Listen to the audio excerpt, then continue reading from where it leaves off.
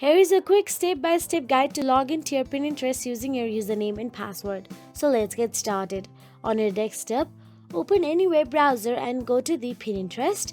Then tap on the Pinterest official website option available there and navigate to www.pinterest.com. You will find the login option at the top right corner of the Pinterest homepage or the welcome screen. Simply tap on it. Once you tap on it, type in your registered email address or username and enter your Pinterest password. After filling in your credentials, click or tap the login button available there. If you cannot remember your password, tap or click on Forgot Your Password to reset it. If you have it enabled, the two-factor authentication, check your email or phone for the code and enter it to verify your login.